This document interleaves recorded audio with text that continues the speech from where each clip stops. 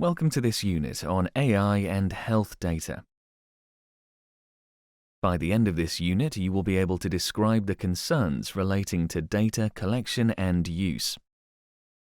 Data collection and use.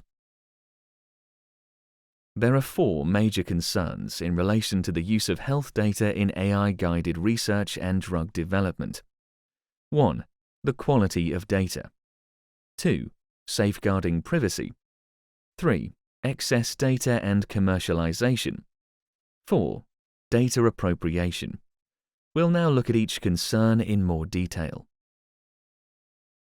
The quality and availability of data for use of AI in low and middle-income countries is an ethical concern.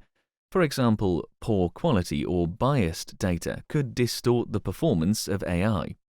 There may be no available data for marginalized groups. Data may be difficult to collect due to language barriers or mistrust.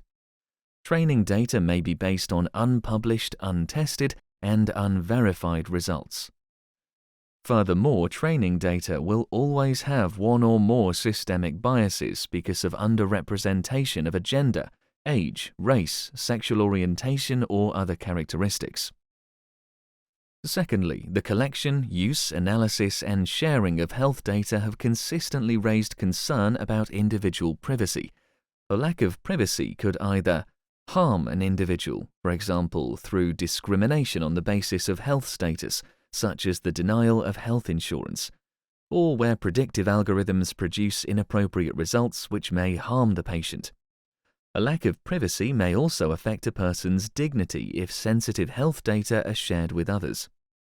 There is also a risk that sharing or transferring data leaves people vulnerable to cyber theft or accidental disclosure. There are privacy concerns related to recommendations generated by an algorithm from an individual's health data. A person may expect new health data to be private, and for it to be unlawful for third parties to use new health data. These privacy concerns are heightened for stigmatized and vulnerable populations for whom data disclosure can lead to discrimination or punitive measures.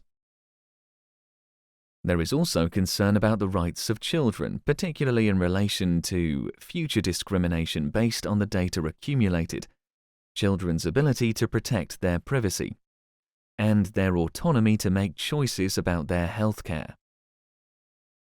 A third concern is that technology providers may collect more health data than is needed. This excess data could be repurposed or aggregated for uses that raise ethical, legal, and human rights concerns. For example, data could be shared with government agencies to enable them to exercise control over individuals, or excess data could be exploited commercially by being shared with and used by private companies. Such repurposing or function creep is a challenge that predates but is heightened by the use of AI for healthcare. An example of function creep can be seen in Singapore's COVID-19 proximity tracing application, Trace Together. In early 2021, the Singapore government admitted that data obtained from this app could also be accessed for the purpose of criminal investigation, despite prior assurances that this would not be permitted.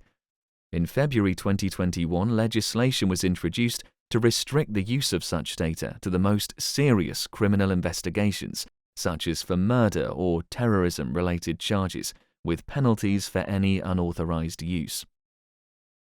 A fourth concern with biomedical big data is that it may foster a divide between those who accumulate, acquire, analyze, and control such data, and those who provide the data but have little control over their use. This is a key concern for data collected from underrepresented groups. Insufficient data from underrepresented groups in AI design can affect them negatively by skewing results that favor those who are represented by the training data. Attention has focused on either encouraging such groups to provide data or instituting measures to collect data. However, generating more data from low and middle-income countries carries risks, in which the data are used for commercial or non-commercial purposes without due respect for consent, privacy, or autonomy. Data collection without the informed consent of individuals for the intended uses undermines the autonomy, dignity, and human rights of those individuals. However, informed consent may be insufficient to compensate for the power disparity between the collectors of data and the individuals who are the sources. This is a particular concern because of the possibility that companies in countries with strict regulatory frameworks and data protection laws could extend data collection to low and middle-income countries without such control. While regulatory frameworks such as the EU's GDPR include an extraterritorial clause that requires compliance with its standards outside the EU, companies are not obliged to provide a right of redress as guaranteed under the EU GDPR. Therefore, companies may use data without providing appropriate products and services to the underserved communities from which the data were obtained.